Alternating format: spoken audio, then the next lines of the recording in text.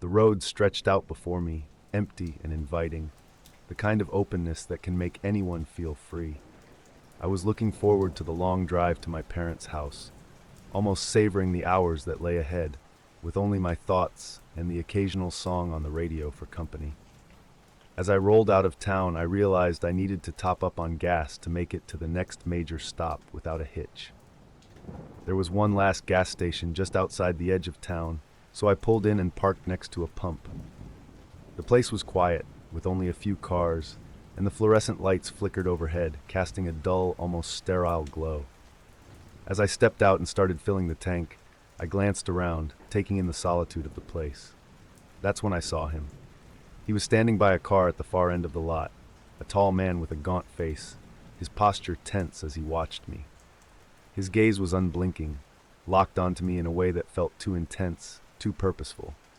I tried to ignore him, focusing on the numbers ticking up on the gas pump, but I couldn't shake the feeling that something wasn't right. When the tank was full, I quickly got back into my car, glancing one last time at the man.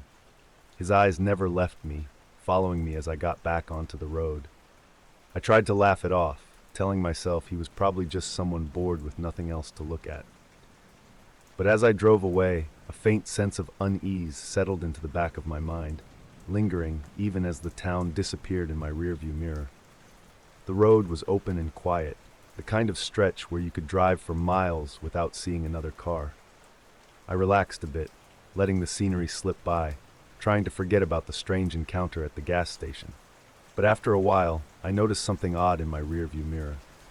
A car, a dark sedan, was keeping pace with me, hanging just far enough back that it could be seen, but not close enough to overtake. At first, I thought nothing of it. I was bound to cross paths with other drivers. I kept an eye on it as the minutes ticked by. No matter how fast or slow I went, the car adjusted to match. My pulse picked up, and that small knot of unease from the gas station started to tighten. I found myself checking the mirror every few seconds, hoping the car would turn off or disappear.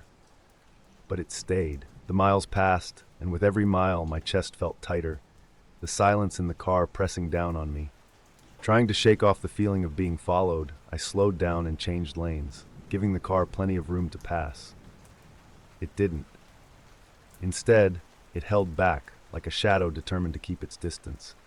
I didn't want to believe someone would actually be following me, but the persistence of the car made it impossible to ignore.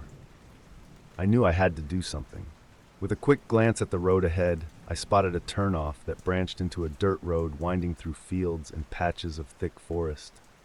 It wasn't the smartest choice. I had no idea where it led, but the only thing I wanted was to get away from that car. I slowed down and took the turn abruptly, the wheels skidding slightly on the gravel before finding grip. I hoped the car would keep going, but it slowed and veered onto the dirt road right behind me. The path was rough and narrow, the kind of road meant for trucks and tractors, not casual drivers. The car stayed with me for a while, bouncing over the uneven ground, but eventually it seemed to lose interest or give up, falling out of sight. I drove deeper down the path until I was sure it wouldn't follow me. I let out a breath I hadn't realized I'd been holding, but the relief was shallow, replaced almost immediately by the awareness of how alone I was. As the evening light began to fade, the road turned from dirt to loose gravel, making each mile more uncertain. I checked my map, realizing that this route wasn't connected to any main road for miles. I could turn back, but the thought of crossing paths with that car again left me with a cold feeling I didn't want to face. I told myself I'd keep driving until I found a spot to rest. Dusk had fallen by the time I spotted it, a small wooden hut, leaning slightly to one side, half hidden by the shadows of nearby trees. It looked abandoned, probably a leftover structure from someone's hunting days, or a place where a farmer stored equipment. Despite its weathered appearance, it felt like a blessing, a spot where I could stop for the night and gather my wits. The hut was empty when I stepped inside, its floor covered with a thin layer of dust and old leaves. It was nothing more than a single room with cracked walls and a faint, musty smell, but it felt like enough. I shut the door behind me and sat down, letting the silence settle around me. The night was eerily quiet, with only the occasional rustling of leaves outside. My thoughts kept drifting back to the gas station, to that man, and to the car that had trailed me for miles. I lay down, the hard floor beneath me doing nothing to help me relax, and tried to close my eyes. But the silence was sharp, pressing against my ears, making every creak of the hut echo louder than it should. Just as I was beginning to drift off, I heard it, the low rumble of a car engine approaching outside. It slowed, coming to a stop just beyond the thin walls of the hut. My heart pounded as I lay there, straining to hear, as footsteps crunched outside, circling the hut. I lay completely still, my breathing shallow as I listened to the sounds outside the hut. The car engine had cut off, leaving only the steady crunch of footsteps circling the structure. They moved slowly, almost deliberately, as if whoever was out there wanted me to know they were there, taking their time, making sure I felt the full weight of their presence. I could see faint beams of light from the car's headlights filtering through cracks in the wood, casting jagged patterns across the dusty floor. The footsteps stopped directly in front of the door, and for a moment I felt a suffocating silence settle over everything. My mind raced with possibilities, each one darker than the last. I was trapped, with nowhere to run and no way to hide. I pressed myself against the floor, hoping that, somehow, I could disappear. The person outside moved again, shuffling around the sides of the hut, their movements almost leisurely. I kept my eyes squeezed shut, afraid that any movement might give away my position. The minutes dragged on, each second filled with the horrifying awareness that someone was just inches away, separated by thin, rotting wood. Then, as suddenly as they had come, the footsteps retreated. I heard the creak of the car door, the engine starting up again, and the sound of tires crunching over gravel as the car pulled away, fading into the night. I didn't move for a long time, afraid that any sound or motion might draw them back. The silence settled thickly, pressing down on me, amplifying every small sound in the darkness. I tried to convince myself that it was over, that whoever had been outside had finally left. But the fear clung to me, wrapping itself around my mind like a fog that refused to lift. When I finally gathered the courage to move, my body felt stiff and shaky, every muscle on edge. I carefully opened the door, peering out into the night, half expecting to see the car waiting somewhere in the shadows. But the road was empty, stretching out into the darkness without a single sign of movement. The chill of the night air felt sharp against my skin, grounding me, reminding me that I was still alone out here. I closed the door again, retreating back into the thin safety of the hut. The encounter had shaken me in ways I hadn't fully processed, leaving a lingering sense of vulnerability I couldn't shake. I lay down once more, trying to sleep, but the memory of those footsteps haunted me, filling my mind with endless questions and no answers. The night passed slowly, each hour crawling by in eerie silence. The first light of dawn seeped through the cracks in the hut, casting pale beams across the floor. I felt a small sense of relief, knowing that I'd made it through the night. I gathered my things, trying to shake off the remnants of fear that clung to me like a second skin. Stepping outside, I was struck by how quiet the morning was. The landscape bathed in a muted stillness that felt almost surreal after the events of the night. I scanned the road in both directions, looking for any sign that the car or its driver might still be out there. But the road was empty, stretching out peacefully under the early morning sun. The memory of the footsteps in the car was already beginning to feel distant, like something I'd dreamed up in the thick of the night. I knew I had to keep moving, that staying here wouldn't bring me any closer to answers or safety. Getting back into my car, I started the engine, listening to the familiar hum as if it could reassure me.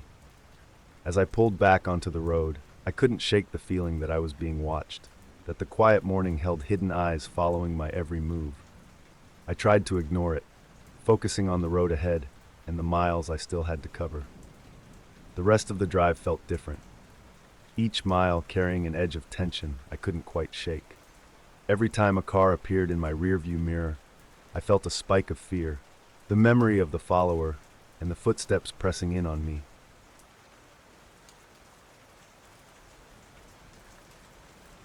Simon and I had known each other for years, so when he vanished without a word, I knew something was off. It wasn't like him to go silent, especially not after the way he'd sounded in our last conversation. He'd been tense, evasive, like he wanted to tell me something but couldn't bring himself to say it.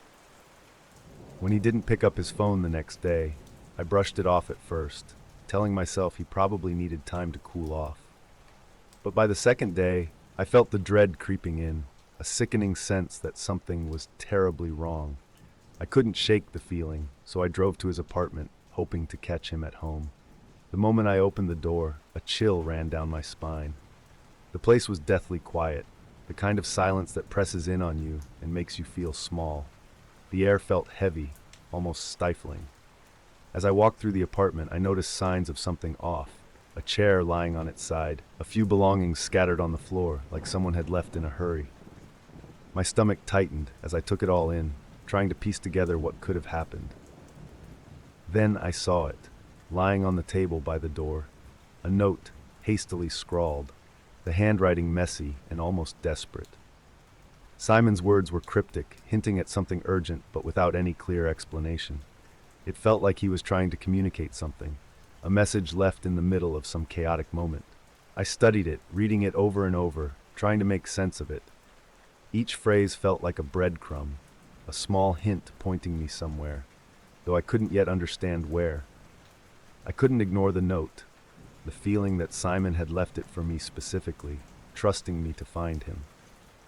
I spent the next few hours poring over the words, trying to see if there was some kind of pattern, something that would lead me in the right direction. Slowly, I began to piece together what seemed like a trail. It wasn't explicit, but certain words and phrases reminded me of places we used to go together. A bench in the park where we'd spent countless afternoons, a coffee shop where we'd meet on weekends. It felt strange to be following these places, like I was walking backward through our memories, each spot tinged with a creeping sense of dread. At the park, I searched the familiar places for anything that might stand out, trying to imagine what Simon might have left for me to find. To my surprise, I found another note, hidden beneath the bench where we used to sit. It was shorter, but the message was clear. He wanted me to keep going, to follow him further.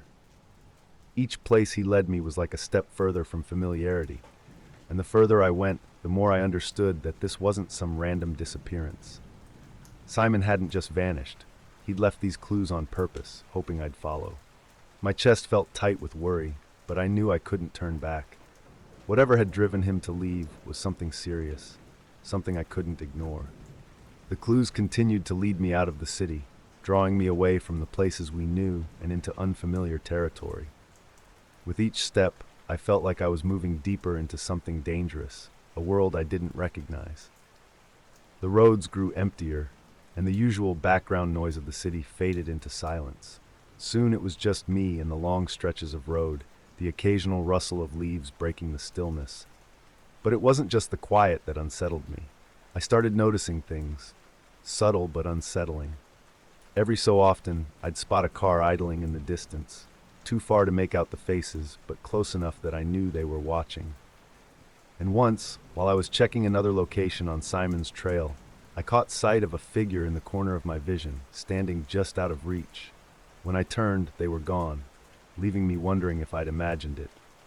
I could feel the tension building, the sense that I was being followed, observed. The clues were becoming more frequent, almost like Simon was desperate, urging me to keep moving. My heart pounded with each new step, but I pressed forward. I couldn't turn back, not now. Whatever trouble Simon was in, he needed me to see it through. The last clue led me to the edge of a dense forest, the kind that seems to hold secrets within its shadows.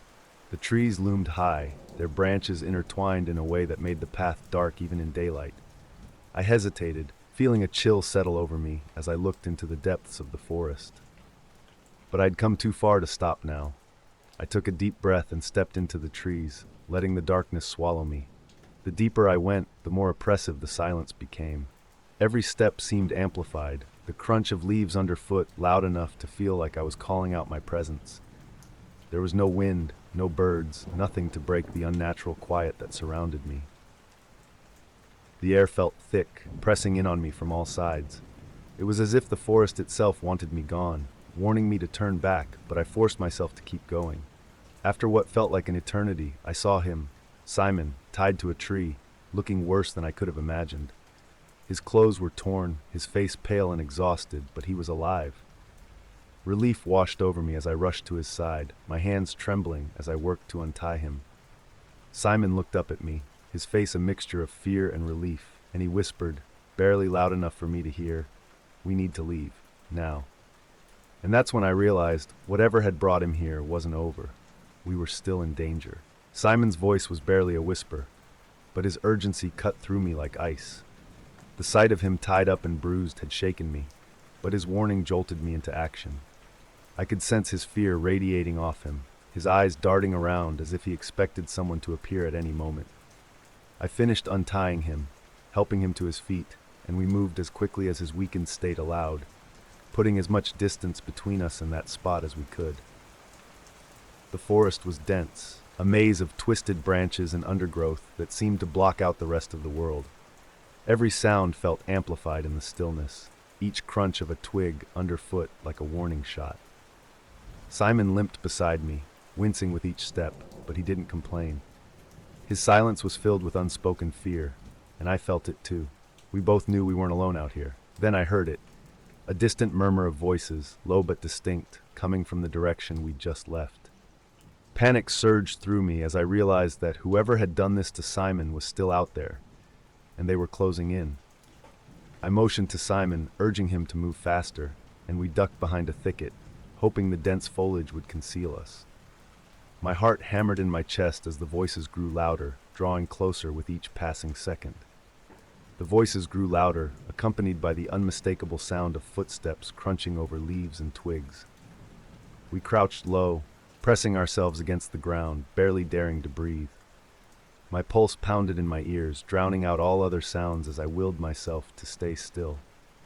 I could see Simon beside me, his face pale, his eyes wide with fear. The footsteps stopped nearby, close enough that I could see shadows shifting between the trees. My mind raced, imagining what would happen if they found us, the thought of being caught sending a cold rush of terror through me. We waited in tense silence, the forest holding its breath alongside us. I felt every second stretch out, each one feeling like it could be the moment they spotted us. Finally, after what felt like hours, the footsteps began to recede. I let out a shaky breath, glancing over at Simon, who gave a small nod, his face etched with exhaustion. We couldn't afford to linger. Taking a deep breath, I helped Simon to his feet again, and we moved carefully, making our way through the trees with renewed urgency. Every sound felt like it could betray us, but we pushed on, knowing our only chance was to keep going. As the night wore on, we could see faint traces of light filtering through the trees ahead. It was a sign. The edge of the forest was near. Relief coursed through me, though I knew we weren't safe yet. We quickened our pace, stumbling over roots and rocks in our haste, ignoring the cuts and scrapes that tore at our skin. Each step felt like a small victory, bringing us closer to freedom, closer to escape. But just as the trees began to thin, we heard them again, voices, distant but unmistakable, echoing through the forest behind us. My heart raced as I looked over at Simon, who met my gaze with a silent nod. Without a word, we broke into a sprint, our footsteps pounding against the forest floor. The trees blurred around us as we ran, adrenaline fueling each desperate step. The forest opened up ahead, revealing an empty stretch of land bathed in pale moonlight. We burst out of the trees, leaving the oppressive shadows behind. I didn't dare look back. The only thing that mattered was putting as much distance as possible between us and those who had been hunting us. We kept running until our lungs burned, only slowing when we were sure no one was following. When we finally stopped, the silence felt almost surreal, a stark contrast to the relentless pursuit we'd just escaped. Simon leaned against a tree, his face lined with exhaustion, but there was a glimmer of relief in his eyes. We were safe, at least for now. The distant forest loomed behind us, a dark reminder of the night we'd barely survived, but the danger seemed to fade with each step we took away from it.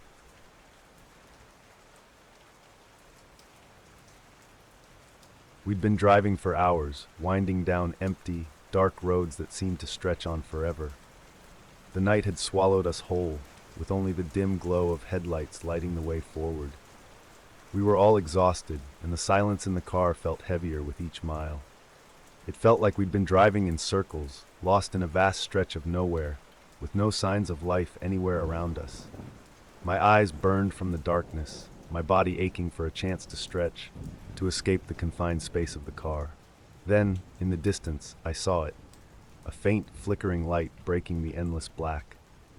The lights looked distant and hazy, like some kind of mirage, but they offered a glimmer of hope.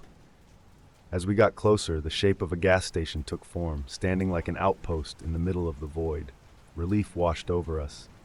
Even though it wasn't much, the gas station felt like a small miracle. A chance to get out of the car, stretch our legs, maybe even grab some snacks or coffee to keep us going. We decided to pull in, hoping to find a bit of refuge from the dark road. But as we drew closer, the relief faded, replaced by a gnawing feeling of unease that none of us wanted to acknowledge.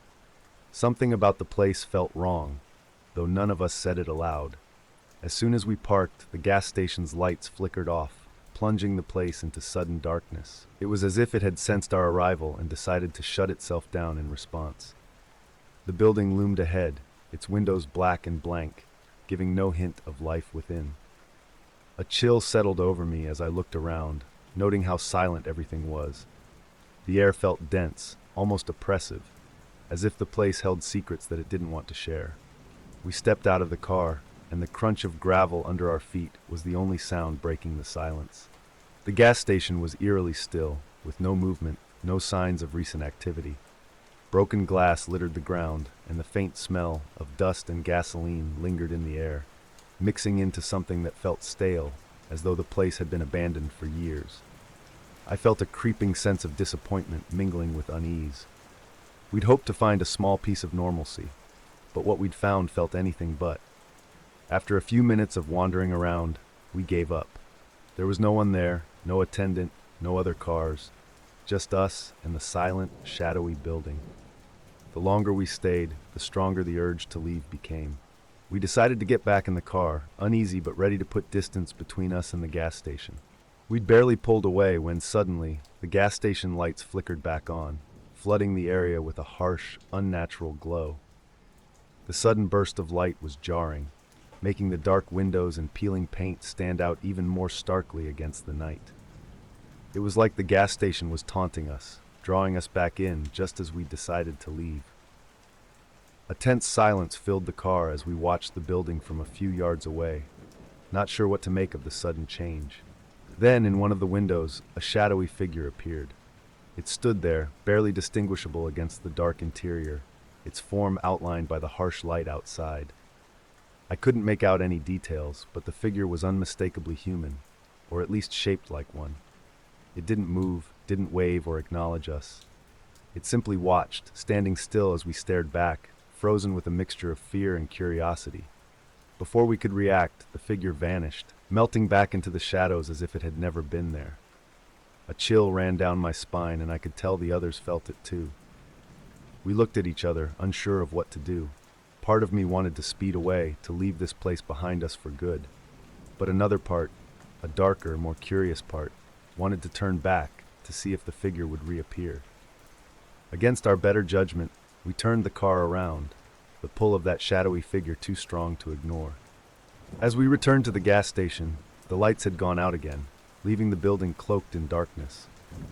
It looked as lifeless as before, the windows black and uninviting, showing no signs of movement or light. We parked once more, each of us feeling a growing tension in the silence that surrounded us. There was something in the air, a heaviness that felt almost tangible, pressing down on us with a strange, suffocating weight. It was as if the building itself was aware of us, watching from behind its darkened windows.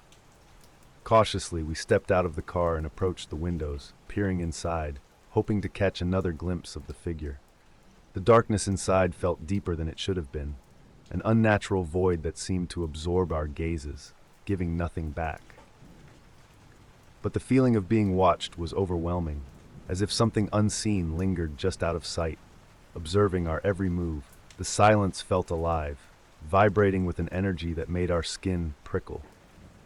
I could sense the others feeling it too, each of us rooted in place, unwilling to turn our backs on the building, yet desperate to leave. It was like the gas station was holding us in place, drawing us in while pushing us away. At last, unable to take it any longer, we turned back to the car, hoping to leave the strange presence behind us. But a lingering dread told me that it wouldn't be that easy. As we walked back toward the car, the sense of relief we'd hoped for didn't come. Instead, that feeling of being watched intensified, prickling along my skin like a warning. Just as we reached the car, one of us turned around, only to see a figure stepping out from the shadows of the gas station. It was the same dark, shadowy form we'd glimpsed in the window, now slowly moving toward us. The figure didn't rush or shout. It simply walked, each step measured, as if it knew we wouldn't dare run. The sight of it approaching sent a wave of panic through me. I fumbled for the car door, the keys slipping in my hand as the shadow drew closer. My heartbeat thundered in my ears, each thud echoing like a countdown in the tense silence. Finally, we all managed to get inside, slamming the doors shut as we locked them. I glanced over my shoulder, expecting the figure to be right outside the window, but it had stopped a few yards away, standing motionless in the darkness. Even through the glass, I could feel its gaze, a cold, piercing stare that felt like it was reaching into the car, touching each of us in turn. No one dared to look away as we hurriedly started the engine, eager to escape the figure's haunting presence. With the engine roaring to life, we sped away, the gas station shrinking in the rearview mirror. But the relief was short-lived. I glanced back and saw the figure standing in the middle of the road, still watching us, its form growing smaller with each passing second, but somehow still visible in the darkness. I felt an overwhelming sense of dread, like we hadn't really escaped, that the figure's presence clung to us even as we put miles between us and the gas station. The silence in the car was thick, each of us too shaken to speak. The road stretched out ahead, dark and empty, but I couldn't shake the feeling that we were still being followed. I kept checking the mirrors, expecting to see headlights or that shadowy figure looming behind us. Each mile felt like a battle to leave the gas station's grip, but the fear remained, lingering like a shadow over our journey. As we drove, a faint chill settled in the car, an unnatural cold that crept into my bones despite the windows being shut. I glanced at my friends, seeing the same unease mirrored in their faces, each of us haunted by what we'd left behind. It was as if the gas station had marked us, leaving an invisible thread that kept pulling us back to that moment, to that figure standing in the darkness. The road eventually led us back to a more familiar area, and slowly, the tension in the car began to ease. But the relief was hollow. No one spoke as we continued our journey, each of us lost in our own thoughts, trying to process what we'd experienced. I could still see the gas station in my mind, the dark windows, the shadowy figure watching us. It was like a scar on my memory, something I knew would never truly fade. The silence grew heavier as the memories replayed over and over in my mind, each detail vivid and sharp. Every flicker of light, every crunch of gravel beneath our feet, and most of all, the feeling of that intense, silent presence that had watched us from the shadows. I tried to convince myself it was over, that we'd left the gas station and whatever haunted it behind us. But a nagging sense of dread persisted, a quiet voice whispering that we hadn't escaped as completely as we thought. As night settled over the road once more, the fear returned, creeping back in with the darkness. Each shadow along the roadside felt like it held hidden eyes, waiting and watching, a reminder that some things can't be left behind so easily. When we finally reached our destination, the feeling of relief was muted, shadowed by the memories that clung to us.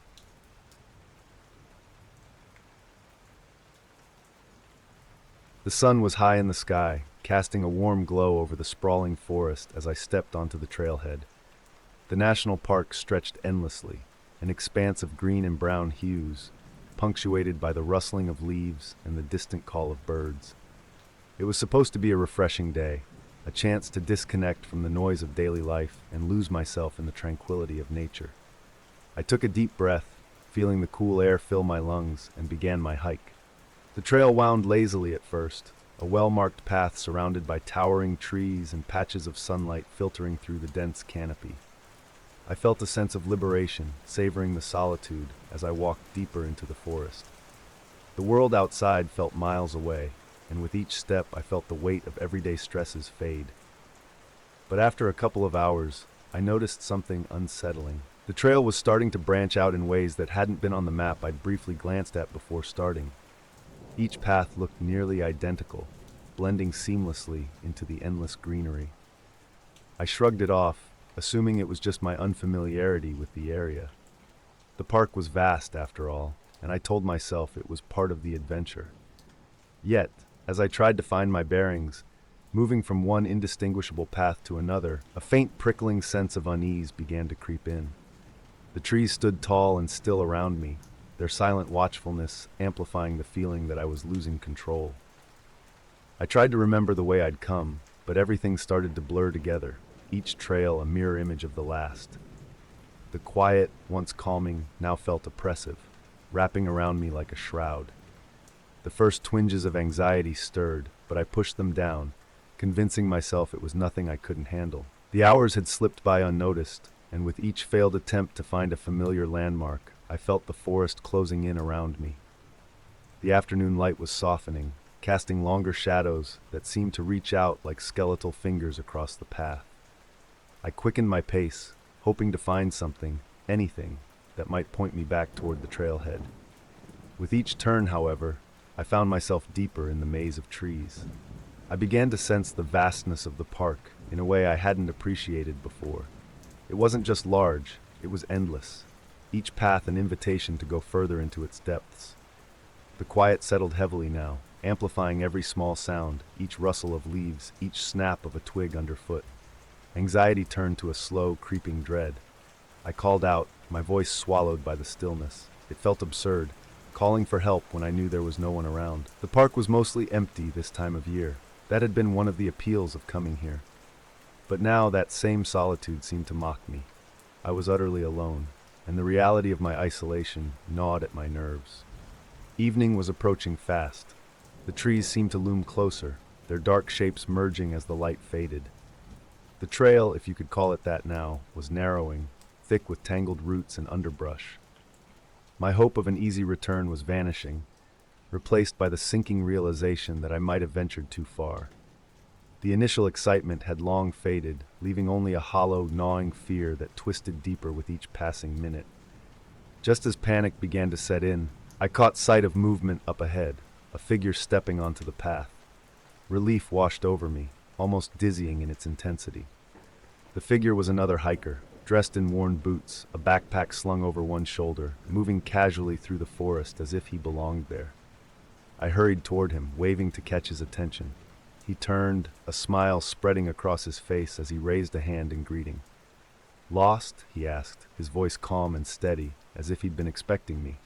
I nodded, trying to keep the desperation out of my voice as I explained my predicament. He listened patiently, his expression one of understanding.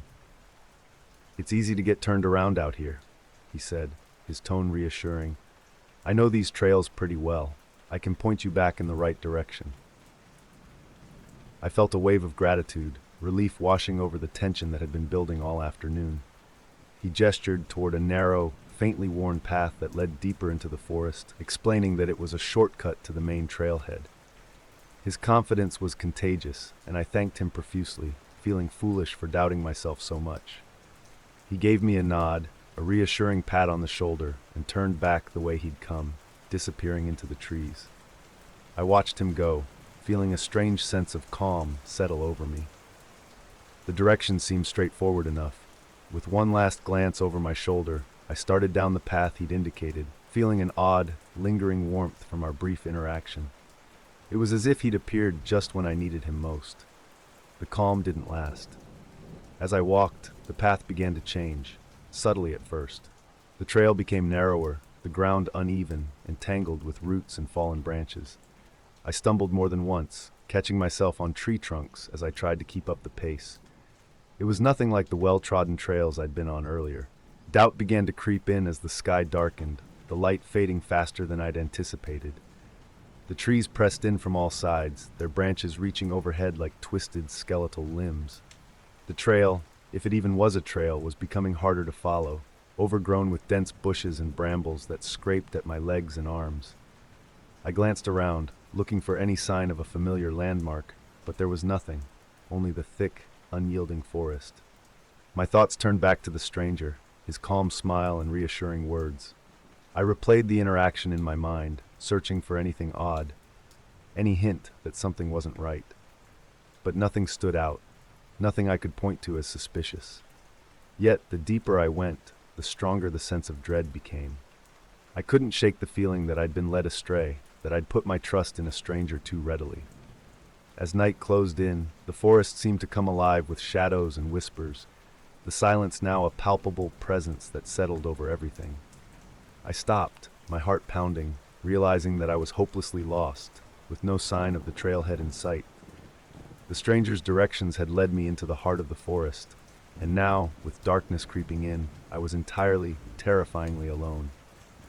Night settled around me, a heavy, suffocating blanket that seemed to absorb every bit of light and sound. I flicked on my flashlight, the beam barely cutting through the thick darkness that surrounded me. The trail I'd been following had long since disappeared, replaced by a wild tangle of branches, rocks, and shadows that twisted with each movement of my light. Every step felt like a struggle, my feet snagging on roots and fallen branches hidden beneath the undergrowth. The silence was oppressive, filling the air with a heavy stillness that made each of my own sounds echo back, as if mocking me. The forest felt alive in a way that was unnerving, a living entity that was watching, waiting. I called out again, a futile attempt to break the quiet, but the sound of my own voice felt foreign, swallowed almost instantly by the darkness. I moved forward cautiously, my flashlight casting eerie shadows that seemed to shift and writhe as I passed. Just when I thought I could almost convince myself that I'd find my way back, the sound started, soft, barely there, but unmistakable. A rustling of leaves, the snap of a twig, and something else, something that sent chills racing down my spine. Whispers, faint, elusive murmurs that drifted through the trees, words I couldn't make out but which felt sinister in their intent. I froze, straining to listen, my heart pounding as the whispers grew closer. They seemed to come from every direction, surrounding me, closing in. I swung the flashlight around, but there was nothing, only the trees, looming like silent sentinels in the night. Panic surged through me, raw and overwhelming. I was no longer a lost hiker. I was prey, cornered and vulnerable in the heart of an unforgiving wilderness. The feeling of being watched was so intense, I could almost feel eyes on my back, trailing my every step. I tried to stay calm, forcing myself to breathe slowly, to think logically, but the whispers and footsteps that seemed to follow me made it impossible. Each time I paused, the sound stopped, an eerie silence settling like a warning, only to start again the moment I resumed walking. A cold sweat prickled across my skin, my hands gripping the flashlight so tightly I could feel my fingers cramp. I was no longer alone out here. Someone or something was in the forest with me, unseen but palpable, a presence that filled the empty spaces between the trees. Every instinct screamed at me to run, but where? I was already lost, and I had no idea which direction might lead me to safety. The stranger's face flashed in my mind, his calm smile, his reassuring voice. I replayed the moment he'd pointed me down this path, each detail taking on a twisted edge as the reality of my situation sank in. He had led me here, led me to this dark, isolated place, and I had followed him willingly, trusting him without question. The realization brought with it a fresh wave of terror, a knowledge that I had been deceived, lured into a trap from which there was no easy escape. I stumbled forward, each step an agonizing effort, the whispers and footsteps trailing me like shadows, growing louder, closer. The dread pressed down on me, suffocating and inescapable, as if the forest itself was alive, feeding off my fear. With no other options, I forced myself to turn back, retracing my steps as best I could in the darkness. My memory of the path was fragmented, distorted by the panic that gripped me, but I pushed forward, guided by sheer desperation. The sounds followed me, closer now, an unrelenting presence that seemed to taunt me with every step. The shadows grew denser, twisting in my peripheral vision, shapes that seemed to move just out of sight. My heartbeat thundered in my chest, each pulse echoing in my ears as I stumbled over rocks and roots, my breath coming in short, ragged gasps. I could feel the weight of unseen eyes on me, a creeping, insidious sensation that made my skin crawl. Time lost all meaning. I didn't know how long I'd been walking, only that each step felt like a lifetime. My flashlight flickered, casting erratic beams of light that barely pierced the darkness, leaving me in a world of shifting shadows. I tried to hold on to my sanity, focusing on each step, each breath, but the fear was overpowering, a relentless force that gnawed at the edges of my mind. Then, through the darkness, I caught sight of a familiar landmark. A twisted tree I'd seen on my way in, its branches gnarled and reaching like skeletal arms. Relief surged through me, a fragile hope that maybe, just maybe, I was on the right path. I quickened my pace, ignoring the branches that scraped at my skin, the whispers that now seemed to echo with a sinister glee. Stumbling out of the dense trees, I saw the dim outline of the parking lot ahead, barely visible through the darkness. I broke into a run, the last reserves of my energy propelling me forward as I pushed through the final stretch. The forest's silence followed me, a haunting presence that seemed to press in as I neared the edge.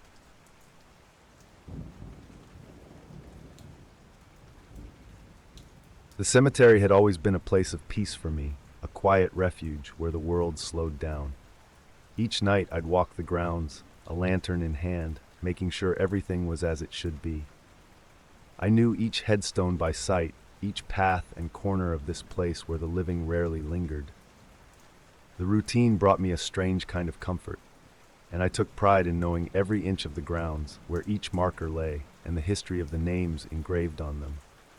At the end of my rounds, I'd lock the gates, double-checking the latch to ensure everything was secure. It was a small duty, but one I took seriously. The silence of the cemetery at night had a way of settling over me, lulling me into a sense of tranquility. That's why, the first time I found the gates open in the morning, I didn't think much of it. Maybe I'd been distracted, forgotten to lock up, but it happened again the next day, and the day after that. Each morning, the gates would be wide open, as though I hadn't locked them at all. The latch remained undamaged, and nothing seemed out of place, but the sight of those open gates filled me with a nagging discomfort I couldn't quite explain. I was diligent. There was no way I'd forgotten to lock them 3 nights in a row. On the 4th morning, I decided to look closer, determined to find some clue as to who or what was leaving the gates open. As I scanned the ground near the entrance, I noticed something strange, a trail of fresh footprints. They were clear and recent, leading from the gate and disappearing into the heart of the cemetery. The sight of those prints filled me with a mixture of curiosity and dread. It felt as if someone had trespassed on my territory, disturbing the order of things. I followed the trail, carefully tracing each step, but as I moved deeper into the cemetery, the footprints began to fade, swallowed by the earth and scattered leaves. By the time I reached the oldest graves, the trail had completely vanished, leaving me staring at empty grass and rows of silent headstones. I stood there for a long time, wondering who could be responsible. The thought of someone lurking in the cemetery at night was unsettling, but the mystery only strengthened my resolve.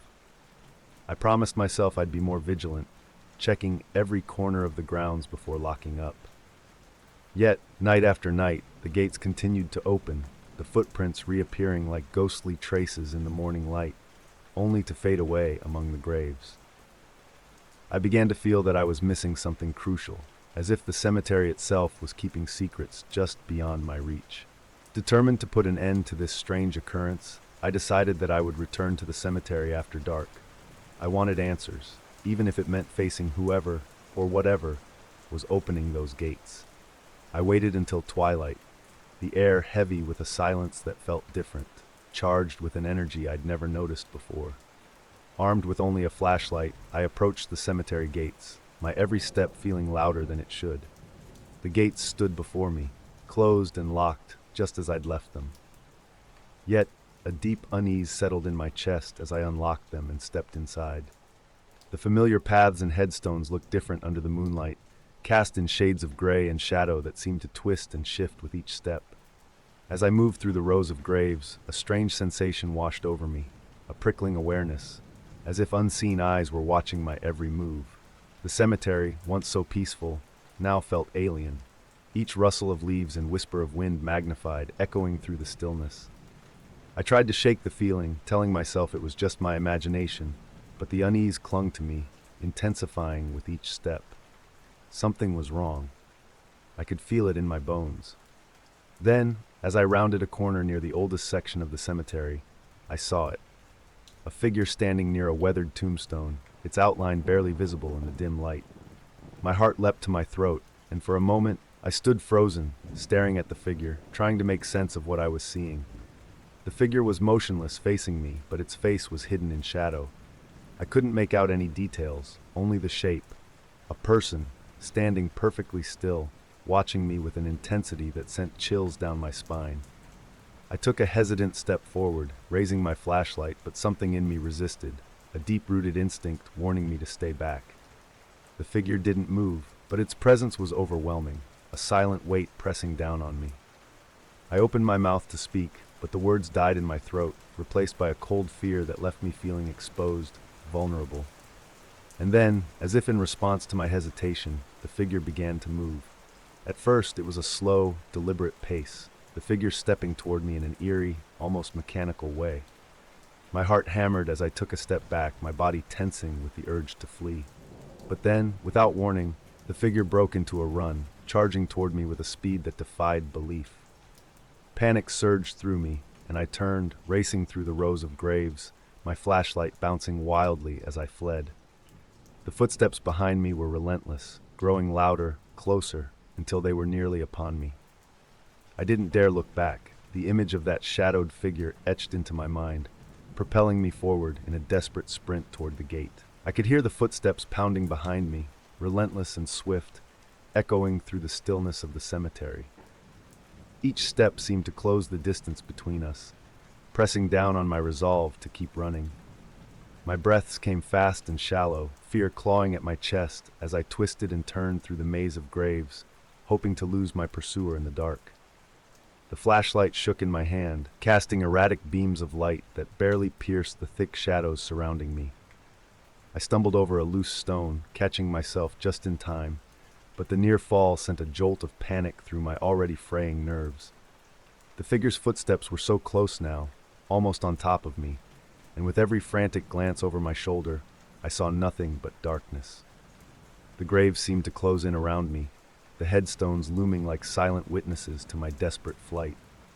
I could feel the cold press of dread on my back, a chilling reminder that I wasn't alone, that something sinister was pursuing me with a purpose I couldn't understand. My legs burned, my lungs ached, but I pushed forward, clinging to the faint hope that I could reach the gate before whatever lurked in the shadows caught up to me. As I neared the gate, I felt a surge of adrenaline, a fleeting moment of hope. The path was in sight, the open gate a beacon in the dark, and I poured all my strength into those final steps, the footsteps behind me growing louder, faster. It felt as if the very ground beneath me was pushing me forward, urging me to escape before it was too late. I burst through the gate, stumbling forward as I flung it shut behind me, slamming the latch into place with trembling hands. My breaths came in heaving gasps, my chest tight with a mixture of relief and lingering terror. I spun around, expecting to see the figure emerging from the shadows, charging through the gate as it had pursued me moments before. But as I stared into the dark, I saw nothing. The cemetery was still, the silence thick and heavy, as if nothing had happened. The headstones stood undisturbed, the shadows motionless, and the gate seemed to pulse with a quiet that made me question everything I'd just experienced. I strained my ears, waiting for the sound of footsteps or any sign of movement, but the night offered only silence, thick and unyielding. I peered back into the cemetery, searching for any trace of the figure that had chased me. But it was as if the darkness had swallowed it whole, leaving no sign of the fearsome presence that had pursued me so relentlessly. I took a step back, my legs weak, feeling a strange mixture of relief and unease settle over me. Whatever I'd encountered had retreated into the shadows, vanishing as quickly as it had appeared. Even though I'd escaped, the sense of dread lingered, as if the cemetery itself had shifted, closing in on some secret it didn't want me to uncover. The next morning, I returned to the cemetery, hoping daylight might offer some clarity. but as I approached the gates, my heart sank. They were open, wide open, as if to mock my efforts the night before. I stood there for a long moment, staring at the open gates, my mind racing with questions I couldn't answer. Reluctantly, I stepped inside, scanning the ground for any sign of the figure from the previous night. My eyes fell on the fresh footprints scattered near the entrance, leading once again into the heart of the cemetery. They were the same as before, each print clear and distinct in the morning light, marking a trail that vanished among the graves. I followed them cautiously, half expecting to see the figure materialize before me in the daylight, but the footprints led only to an old, weathered tombstone near the far end of the cemetery, the same place I'd seen the figure standing the night before. I stared at the stone, its inscription faded and nearly unreadable, feeling a chill settle over me as I tried to make sense of what had happened. No one had come to the cemetery, of that I was certain. Yet the footprints remained, as if someone, or something, was leaving them just to lead me back to this spot. I backed away slowly, the weight of the encounter pressing down on me as I realized that the mystery was far from over. Though every instinct told me to leave, I found myself resuming my duties as the cemetery janitor, each night locking the gates despite knowing they would be open by morning. The peace I'd once felt on these grounds had been replaced by an ever-present sense of dread, a feeling that something watched me from the shadows, waiting.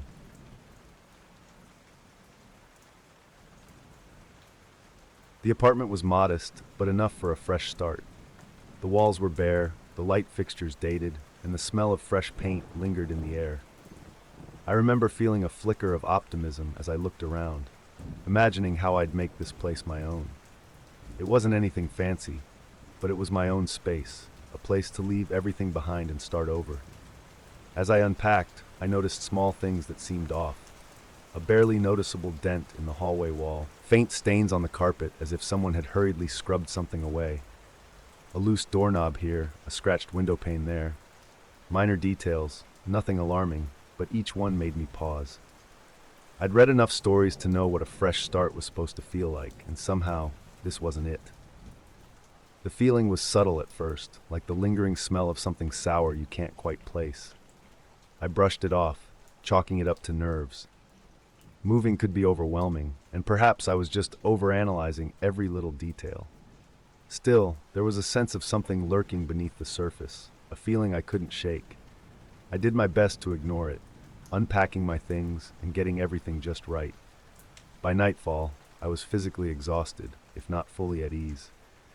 As I turned off the lights, the silence settled thickly around me, a silence that felt dense and suffocating.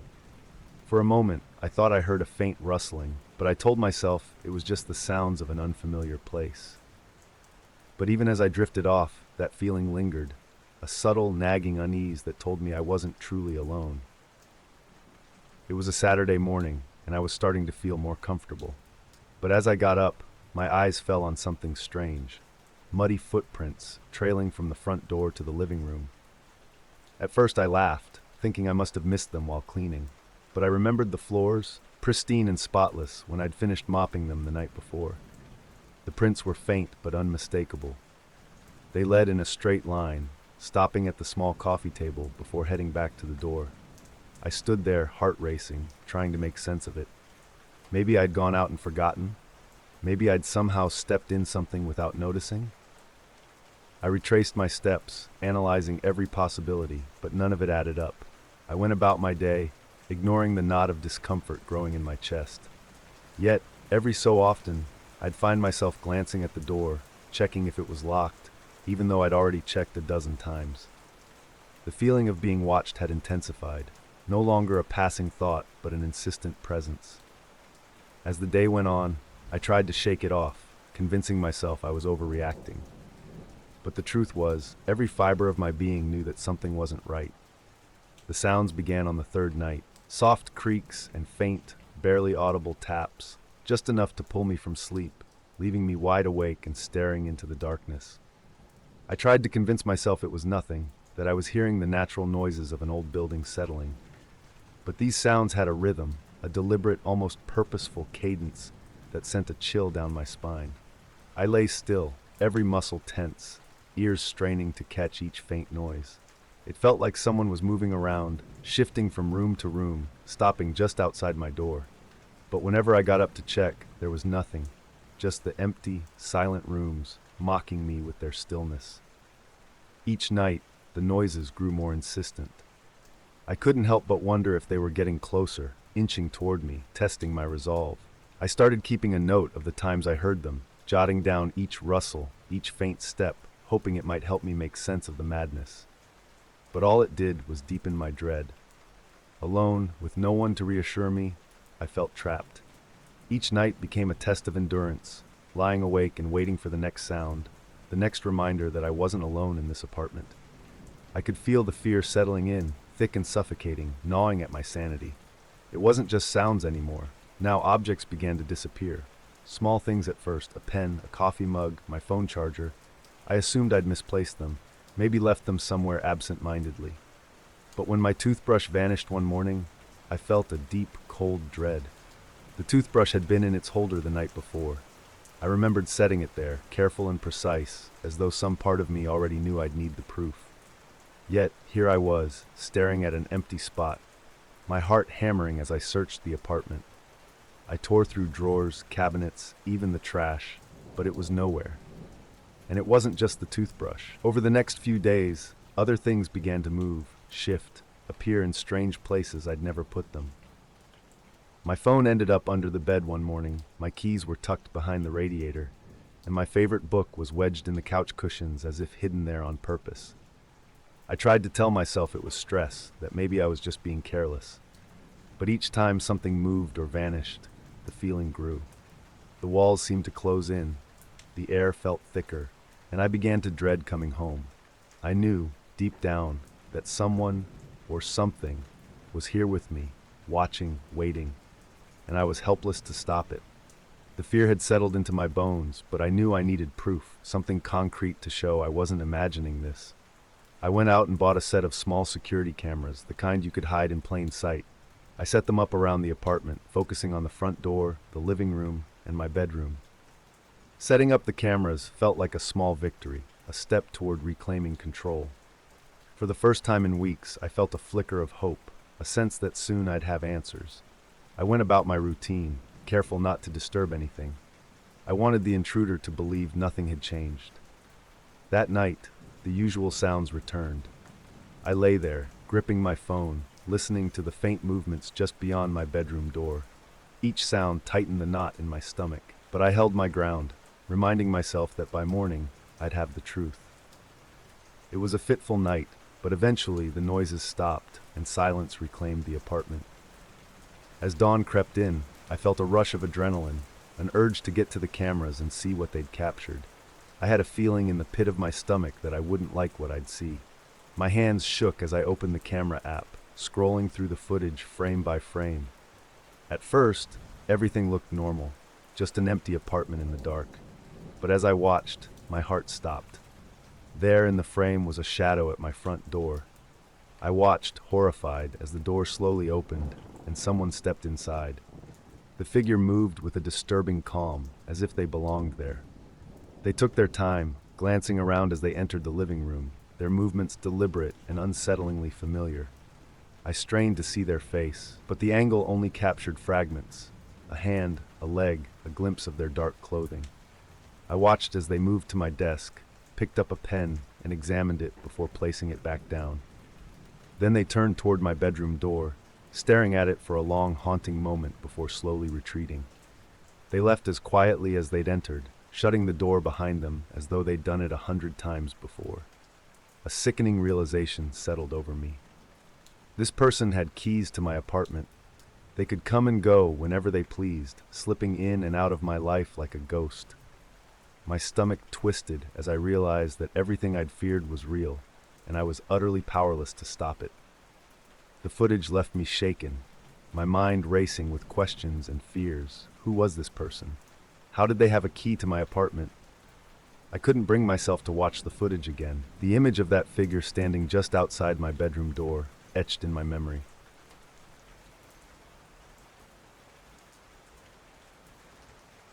It was late, and the highway was empty, just me and the hum of the engine as I cruised through the darkness. I'd driven this route 100 times before, and the quiet stretch of road at night had a calming effect. The world seemed to shrink down to the glow of my headlights, the rhythmic lines of the road slipping by in a soothing, hypnotic pattern. Then, in my rearview mirror, I noticed a pair of headlights in the distance, growing closer. At first, I thought nothing of it, just another car out for a late drive. But as the minutes passed, those headlights stayed there, never fading, never changing lanes, just hovering uncomfortably close behind me. My shoulders tensed as I glanced again, trying to dismiss it. It was just a driver on the same road, nothing more. But something felt off. The car wasn't speeding up to pass me, wasn't falling behind, just maintaining that eerie, steady pace, mirroring my every move. I shook it off, forcing myself to focus on the road ahead. But the unsettling thought lingered, gnawing at the edges of my mind. Why was he still there? Curiosity got the better of me, and I decided to test my suspicion. At the next exit, I veered off the highway, taking a winding side street that I knew well. It was a sharp turn, one that most late-night drivers would miss. But as I glanced in my mirror, my stomach dropped. The headlights followed, matching my turn with an unnerving precision. I took another turn, then another, zigzagging through streets that looped back and forth in tight circles. Each time the car followed, never faltering, sticking to me like a shadow. The hairs on my neck prickled as I fought to keep my calm, my mind racing through the possibilities. I didn't recognize the car, and I couldn't think of any reason someone would want to follow me. A cold realization began to settle over me. This wasn't a coincidence. I was being followed. My hands gripped the wheel tightly, my pulse pounding in my ears as I scanned for another exit, another route that might throw him off my trail. I sped up, taking sharper turns, pushing my car faster than I would on these quiet streets. The houses and trees blurred past as I focused on every turn, hoping to lose the car that clung to my tail. I made unexpected U-turns, veered into unfamiliar streets, anything to shake the relentless headlights that remained glued to my rearview mirror. But no matter how fast I drove or how erratic my turns became, the car followed, matching my every move with chilling accuracy. It was as if they could anticipate my decisions, mirroring every twist and turn with unnerving precision. My heart hammered as I realized there was no shaking this person. They knew what they were doing, and they weren't going to let me out of their sight.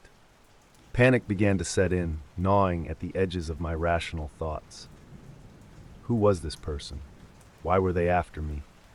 Each time I thought I'd lost them, the headlights reappeared, drawing closer, brighter, until they filled the mirror with a blinding glare. I tried to focus on the road, but my hands were beginning to shake, my mind clouded by the growing fear that no matter where I went, they would follow. In my desperation, I made a sharp turn down a narrow street, hoping it would lead me back to a main road. But as I turned the corner, my heart sank. The road ended in a wall of trees, a dead end, with nowhere left to go.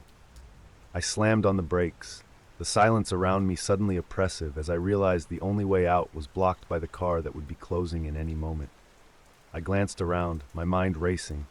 With no other option, I threw open the door, abandoning my car and scrambling up a small hill that rose beside the road. I ducked down behind a cluster of bushes, my chest heaving as I tried to quiet my breaths, peering down to watch for the car. The night was deathly still, broken only by the distant hum of the engine as it drew closer, its headlights casting long, eerie shadows over the trees. I held my breath, every nerve on edge as the car slowed to a stop near mine. The driver didn't get out, didn't look around, just sat there, the engine idling, the headlights casting a harsh glow across the road.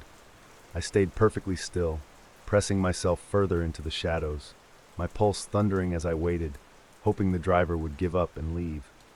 But the minutes dragged on, and the car remained, an ominous presence that seemed to fill the silent road with a suffocating tension. I crouched low on the hill, hidden among the bushes, straining to keep my breathing quiet. Every sound, every rustle of leaves felt amplified in the stillness. Below me, the car remained idle, its headlights illuminating my own abandoned vehicle, casting long shadows that seemed to stretch toward me, reaching through the darkness. I couldn't see the driver, but I felt his presence like a weight pressing down on me. each second stretching into an eternity. The silence was unbearable. I kept my eyes on the car, waiting for any sign that he might give up and leave, but he seemed rooted to the spot. My mind raced with questions. Who was he? Why was he following me? Every theory that came to mind only deepened my sense of dread. My hands were shaking, my pulse a drumbeat in my ears, but I didn't dare move. If he spotted me, I had nowhere left to run. The minutes dragged by, the tension building until I could barely stand it. Finally, I saw a flicker of movement. His headlights dimmed, the engine quieted, and he rolled forward, disappearing down the road and out of sight. Relief washed over me, but I stayed hidden, waiting until the silence settled once more, holding my breath in case he returned. When I was sure the car was gone, I slowly emerged from my hiding place, peering down the road to make certain he hadn't circled back. The street was empty, the silence eerie and absolute. I took a deep breath, steadying myself as I made my way back to my car.